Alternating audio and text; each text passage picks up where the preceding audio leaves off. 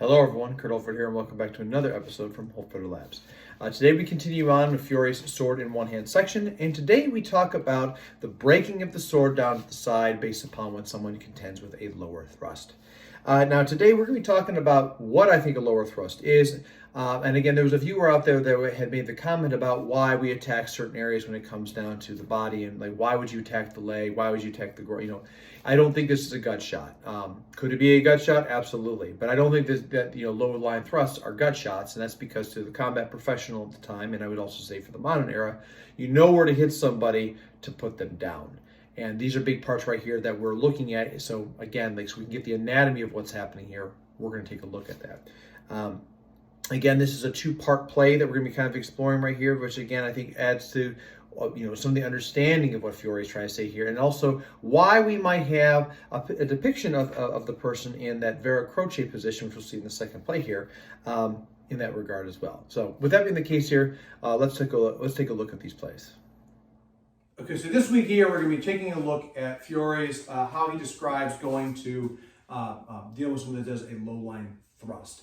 Now, a couple weeks ago, I talked about how any of the blows right here, I can make this universal parry and come off with it and cause different forms and fashions, which would allow us to get access to this other side. Personally, and we're going to see this in following weeks here, personally, this is just another play in which he's talking about how we can move into somebody, depending on with different plays and mechanisms. What we know from the image right here, shown in this right here, again, this is a two-parter. I'm going to flash them across. So we have the first one and the second one. Is that essentially what I think is happening is we're talking about a passing step forward. So some form or fashion here, he's either in this position, so it goes back to those three hooligans at the very beginning that are going against the sword in one hand, and they're going like this with a shot in with a passing step, a low thrust. Okay. Now, one thing about Armitsari is that it has got to work both in armor and in armor. That's a big part about this, at least how I see it. So if I'm stabbing somebody in the chest, there's got to be a reason for that. In this case right here, he says a low thrust. And I'm going to talk about what I think a low thrust is. A low thrust is essentially groinal, anything from the groin, the femoral, all the way up to the base of his rib cage, as these are areas right here that may not be covered with armor, right? So I can hit somebody in the femoral artery right here and rake this through, and then I go into baton plays as I have gored and eviscerated him. I can shove this into his hip joint, turn his body here, which causes different directions. I can strike this into the groin, or I can put this up right here into his diaphragm, and therefore give him blows that will kill him. If I'm going into the guts, that is absolutely an area right here that's going to suck, but the reality is I want to put this guy down quick. And these are the main areas in which why that low line thrust is so important. So it's not necessarily to the guts, in my opinion. All we know is he says a lower quarter thrust, a low thrust. And those are the areas that I believe he wants to strike at. So in this case right here, what Connor's going to do is he's going to assume that offline position here, so he's got the sword here. And he's going to throw that thrust, so he knows where it's going at. Go ahead. These are the areas right here. This is the low one here going into my guts. But it's ultimately, you see the angle here, it's going up into the diaphragm or into the groin. Right here. So if he puts this into my hip and keeps driving with this is going to turn my body. Pain aversion's a thing. You're not going to want to do that here. You're going to turn and try to get away from that, which gives, again, my back to him. Or he goes to this side. Similar concept. It also traps up the sword. So those are all the areas right there we just talked about. What we see Fiori's guy doing is that he's made a parry. Now in this case right here, I don't think he's done the universal parry. I think what he is doing right here is instead he is going to come over and he's going to break and beat the sword to the ground, which is coming this way across. The angle right here, in this case, step back for a second. We've talked up this point, he's coming across, moving in and in. That's the first variant we've been talking about up into prior to this. The second variant in this case is just going over, utilizing that mesovolta and a wide step to be able to gain access to the outside. So right now we're in pretty close quarters right here, and that's the part about this that we have to forgive, which is why we're going a little bit slower. So as he thrusts in with me on this, I'm coming up and over on this, which gives me the sword over top of this and gives me access once again to his arm. Depending on how far away I am here is going to depend about how quick I can grab the elbow. I might come too far away here and then I have to shift again. That gives him time to respond, which by the way gets us right back into the other plays, which we'll talk about here in a second. So instead he throws in, I'm down this way, sees the arm immediately. Okay? That's the first portion of it. I'm grabbing the elbow right here. I have this in space, I have this in time, and I can do the things that are necessary here to be able to work against him. The part that's nasty about this too is, once again, we are in a mirrored structure.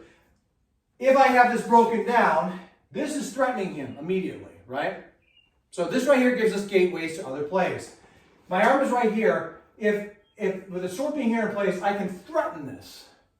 So if he raises the sword, push, and now I'm right back into the sword behind the body. Okay? So, strike comes in. Break this down. Sees the arm popping up to the face, shoving up and over, claps into the body right here, and now I have the sword right behind his throat to break his neck, throw him, etc. Okay? Those are some very big variants that happen right there. Also, the other thing too is here, again, if I'm too far away, if I have made this wrong, so if I come over here, I can't grab this. So instead I might threaten his face, which as he brings it up, it puts us into the sword in one hand play again. Break. In. So we're just seeing here how this once again kind of goes into concert with each other here. It's not just one play that stops right there. It is a continuation of options. It is very possible that somebody doesn't say, that takes a really wide step here, it goes, whoa, way out of the way here. Why? Because you have one life to live. They're not using plastic swords, they're using sharp devices right here that will gore and kill somebody. So it might very well be I'm way out of this way. And then have to move into the arm. It may very well be that way. We don't know. And we're talking a little bit more about that. Okay, so the other variants that we have here, especially when it comes down to this, is understanding that off of that crossing, we can shift it into the back, into the front, and those give us different places in which we can move off of that. So the next play that happens up right here, we see some interesting pieces here where essentially we've gone right back into a opposite concept. So as the break comes in, moving it over, and now I have access. So I've seized this arm, and I break the sword down to the ground. I've broken it by striking the edge, and then work the edge to the edge of this. In this case, I can then step forward and move into the body, cross body this way. Now, interestingly enough, what we see with this right here is a guy is holding it in an armor guard position known as veracroce. So Connor can demonstrate that right here. It's on the other side here. And this is where the sword is at. So let me talk a little bit about what I think may be happening here. Everything's about rotation. So if I have broken this sword down and Connor, here's the case. If I thrust in, he breaks my sword down. I can rotate with this. So one more time here. I can put myself right into this, or I can put myself right here into a backhand shot.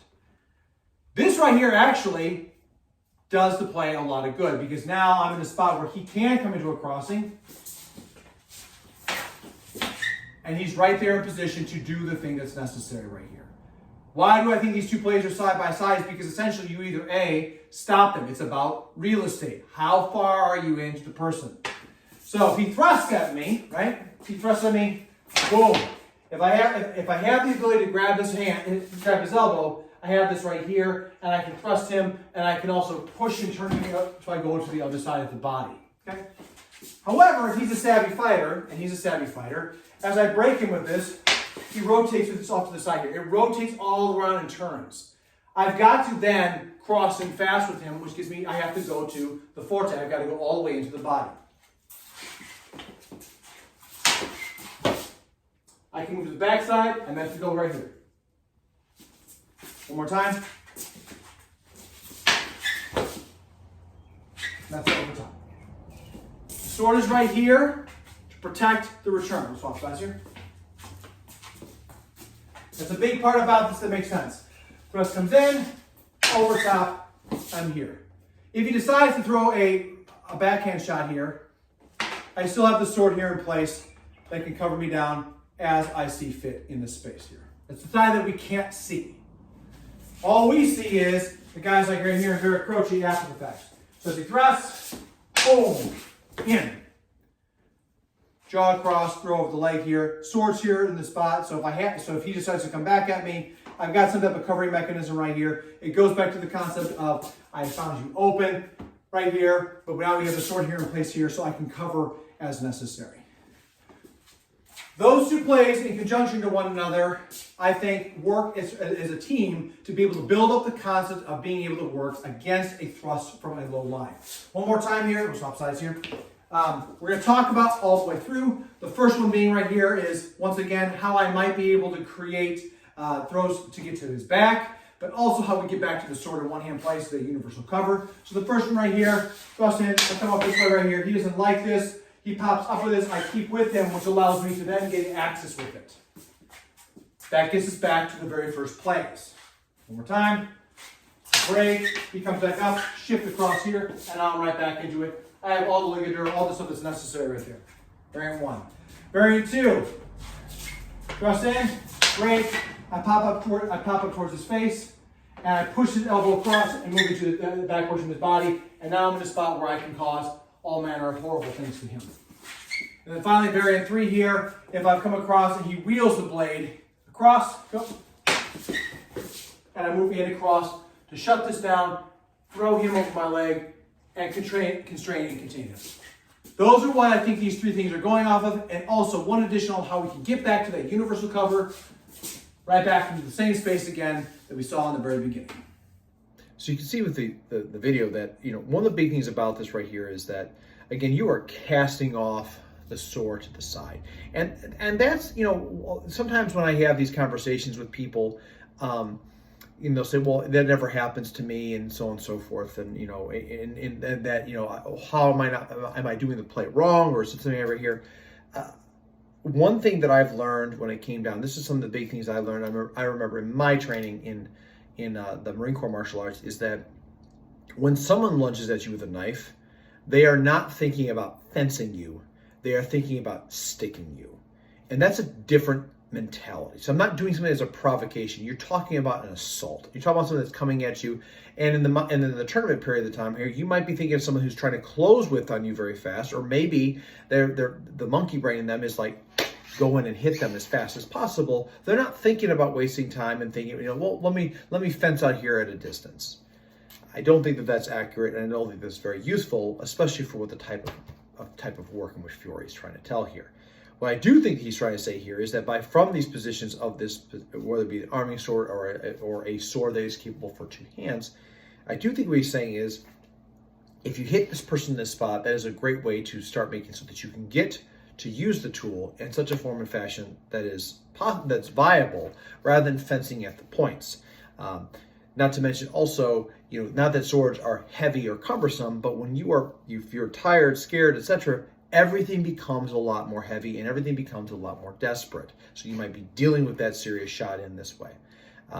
Speed and people's, wanting to drive in on somebody are also big factors in there. So it's very possible, in my opinion, that the whole point that he's saying here is this is that desperate thrust.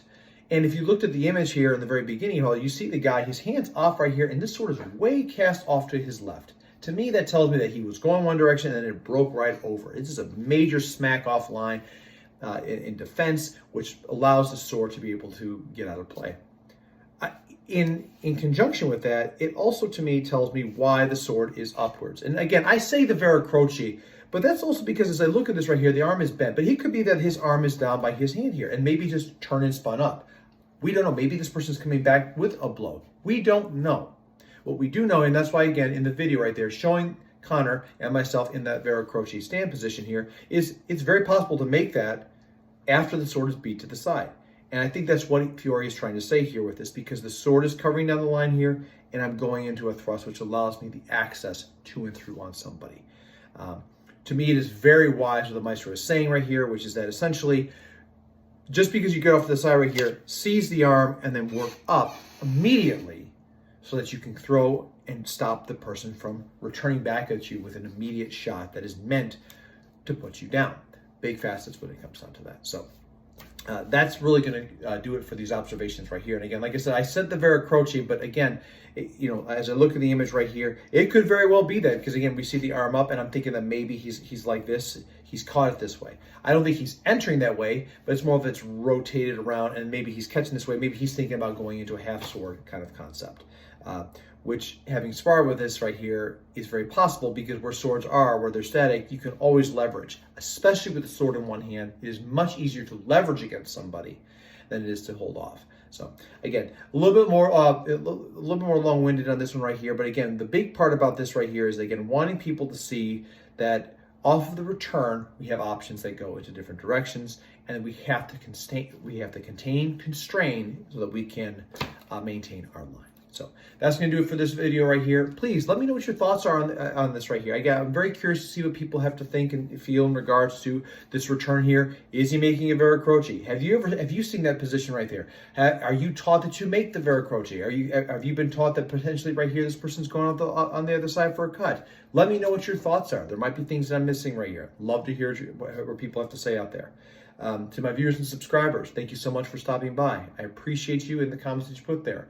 If you're new to the channel, please consider liking, subscribing, and sharing with a friend.